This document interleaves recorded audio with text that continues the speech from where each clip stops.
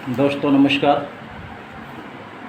मैं सूरजदीन विश्वकर्मा, ठगी पीड़ित जमा करता परिवार तब जब संगठन। साथियों, आज 28 मई 2024 में फिर आप लोगों के बीच में प्रस्तुत हूँ कुछ खास बात, विशेष जानकारी देने के लिए।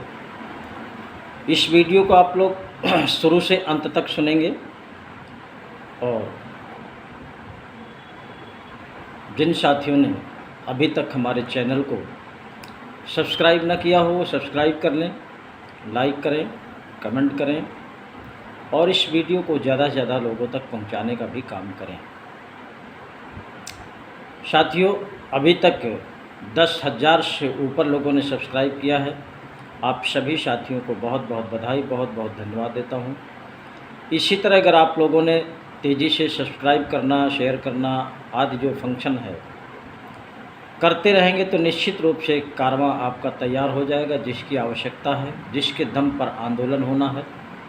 और इस वीडियो को खासकर हमारे कार्यकर्ता साथी अवश्य सुनेंगे। आज कोई विशेष सूचना है, मैं आप तक पहुंचाने का प्रयास करता हूं। तो आज मैं इस संगठन ठगी पीड़ित जमा करता परिवार, जिसके मुखिया आदरणीय मदन लाल आज़ाद जी हैं, जिनके द्वारा इस संगठन का निर्माण किया गया, आप सबके भुगतान को देखते हुए और जो सरकार द्वारा बनाया गया कानून है भट्ट एक्ट 2019, उसके प्रचार प्रसार के लिए आपका भुगतान कैसे हो, आप तक संदेश देने के लिए, जन जन तक पहुंचाने के लिए मिशन भुगतान भारत यात्रा का कार्यक्रम शुरू है।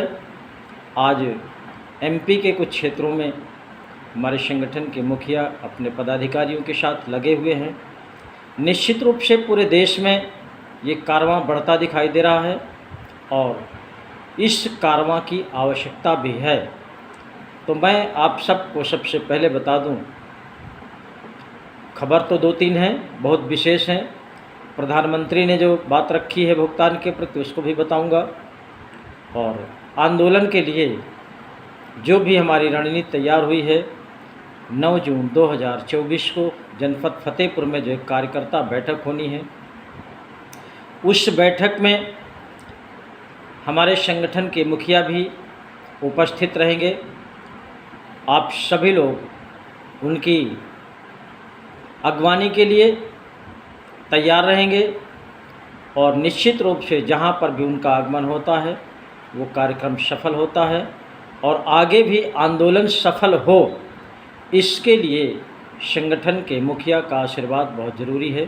अब मुझे विश्वास है कि आप सबको आशीर्वाद मिलेगा, रूपरेखा तैयार करके दिशा निर्देश मिलेगा, लेकिन हम सब जब एकजुट होंगे और संगठन का कारवां बढ़ाएंगे तभी ये सब संभव। तो मैं ये खबर आप लोग जान लीजिए कि 9 जून 2024 को हमारे संगठन के मुखिया आदरणीय मदन लाल आज़ाद जी हमारे फतेहपुर जनपद में उपस्थित रहेंगे। उन्हीं के नेतृत्व में कार्यक्रम होगा और अन्य जो पदाधिकारी हैं उनका भी स्वागत रहेगा। और जो खबरें हैं उनको आप सुचारू रूप से समझने का प्रयास किया करें और ये खबर अपने तक सीमित न रख करके अपने सभी सम्मानित साथियों तक पहुंचाने का भी प्रयास करें। हालांकि खासकर जो 9 जून की बैठक है वो कार्यकर्ताओं के हित में रखी गई है, कार्यकर्ताओं के लिए रखी गई है। इसमें ज़्यादा से ज़्यादा उपस्थिति कार्यकर्ताओं की होनी चाहिए, संगठन के हमारे समस्त पदाधिकारियों की और जो भी सदस्यगण साथी हैं वो 100% उपस्थिति अनिवार्य है।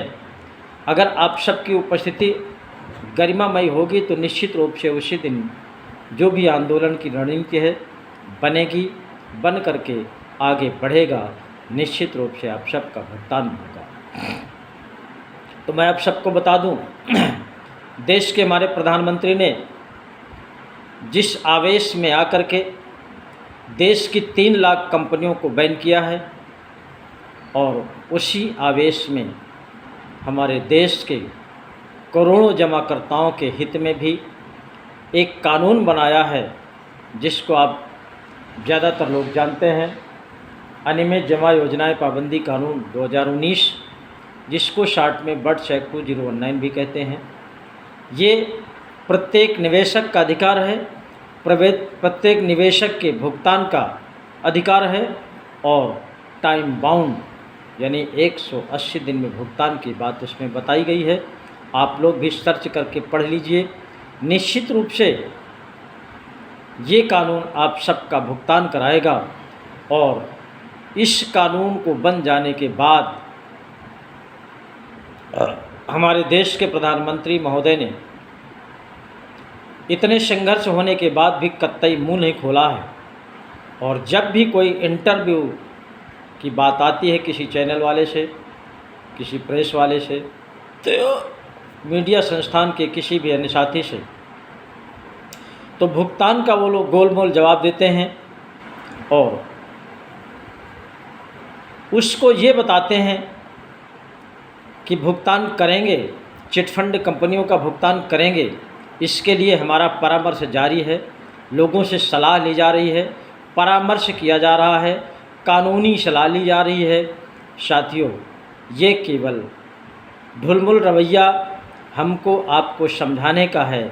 अगर इनकी नीयत अच्छी होती तो निश्चित रूप से एक बार में बोल देते कि हमने आपके भुगतान के लिए कानून बनाया है, इस कानून के तहत हम आप सबका भुगतान करेंगे। दूसरी बात घुमाने की, इधर उधर टहलाने की ये बात ही नहीं आती है। इसलिए साथियों, किसी के भी बहकावे में नहीं आना है, किसी के झूठे आश्वासन को नहीं समझना है। जैसा कि अभी अमित शाह जी ने फिर से एक हवा की पुड़िया छोड़ दिया है कि हम सहारा के साथियों का 5 लाख तक का भुगतान करेंगे। अभी पहले जो घोषणा किया था, पोर्टल जारी किया था, उसमें से प्रत्येक निवेशक का 10-10 हज़ार रुपये की घोषणा किया था। वो भी कुछ गिने चुने लोगों के खाते में डाल करके उसकी भी इतिश्री कर ली। उनको भाषण देने के लिए हो गया कि हमने जो कहा था वो करके दिखाया, हमने कहा था 10-10 हज़ार रुपये देंगे, तो वो 10-10 हज़ार रुपये 112 लोगों के खाते में डालने के बाद उसको समाप्त कर दिया। इसको भी उसी तरह कर सकते हैं कि अपनी बात को फॉलो करने के लिए 2-4 लोगों के भुगतान करा देंगे कहीं से और बस बोलने का मौका मिल जाएगा कि हमने जो कहा था वो कर दिया, हमने 5-5 लाख फला फला के लोगों का भुगतान कर दिया। तो साथियों, ये केवल जुमलेबाजी है सरकारों की, नेताओं की। वो केवल चुनाव जीतने के लिए, सत्ता में काबिज रहने के लिए तमाम अफवाहें, तमाम झूठे भाषण जनता के बीच में करते रहते हैं, प्रदर्शन करते रहते हैं और झूठे आश्वासनों से जनता को नर्वस कर देते हैं। और जनता जो सक्रिय होती है संघर्ष करने के लिए, वो संघर्ष से पीछे हट जाते हैं और ये बोलने लगते हैं कि नेताजी ने कह दिया है कि हमारा भुगतान कर देंगे। साथियों, इस कभी भी ये कई वर्षों से देखा जा रहा है, कई चुनाव बीत गए, किसी के जुमलेबाजी में नहीं पड़ना, चाहे वो प्रधानमंत्री हो, चाहे वो गृह मंत्री हो, कोई भी मंत्री हो।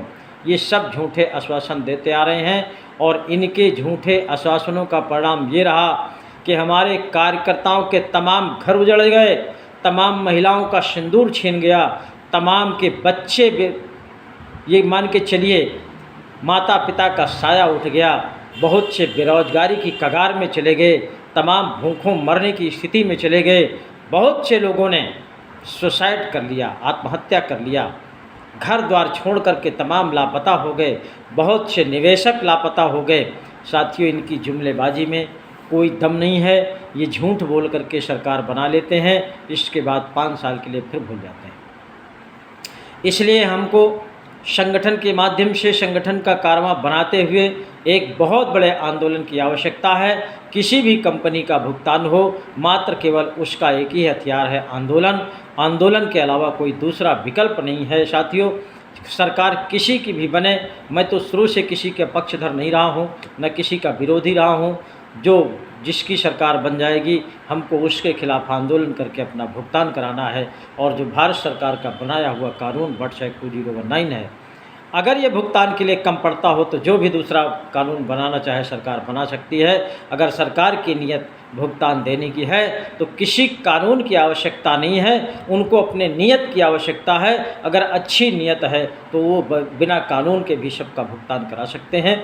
इसलिए मैं आप सब से, कार्यकर्ताओं से खास करके निवेदन करना चाहता हूं, जो एजेंट साथी हैं विभिन्न कंपनियों के, इन तमाम कंपनियों में मैंने सहारा और पीएसएल के साथियों को देखा है, वो केवल आश्वासन में लटके हुए हैं।